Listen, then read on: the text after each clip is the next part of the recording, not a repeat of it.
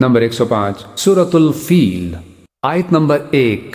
أَلَمْ تَرَ كَيْفَ فَعَلَ رَبُّكَ بِأَصْحَابِ الْفِيلِ۔ ترجمہ مفتی تقی عثمانی۔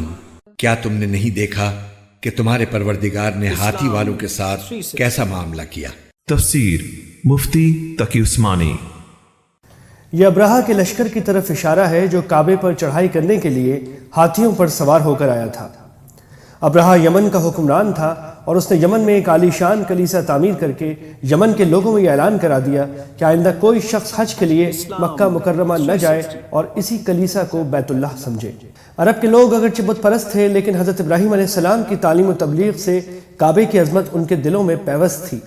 اس اعلان سے ان میں غم و غصے کی لہر دوڑ گئی اور ان میں سے کسی نے رات کے وقت اس کلیسا میں جا کر گندگی پھیلا دی، اور بعض روایتوں میں ہے کہ اس کے کچھ حصے میں آگ بھی لگائی۔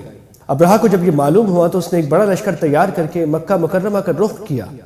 راستے میں عرب کے کئی قبیلوں نے اس سے جنگ کی لیکن ابرہہ کے لشکر کے ہاتھوں انہیں شکست ہوئی۔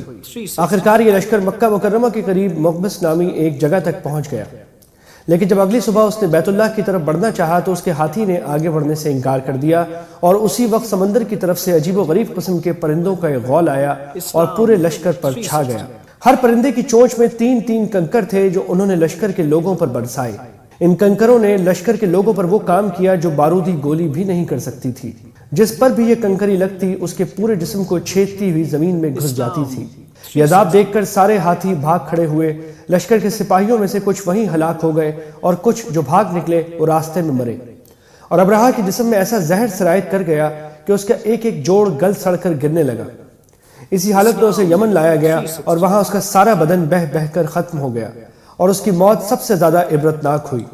اس کے 2 ہاتھی بان مکہ مکرمہ میں رہ گئے تھے جو اپاہج اور اندھے ہو گئے۔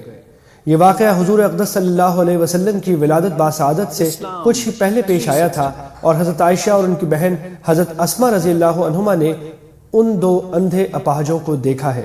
تفصیلی واقعات کے لیے ملاحظہ ہو معارف القرآن۔ اس صورت میں اس واقعے کا تذکرہ فرما کر آن حضرت صلی اللہ علیہ وسلم کو تسلی دی گئی ہے کہ اللہ تعالیٰ کی قدرت بہت بڑی ہے، اس لیے جو لوگ آپ کی دشمنی پر کمر باندھے ہوئے ہیں آخر میں وہ بھی اصحاب الفیل کی طرح منہ کی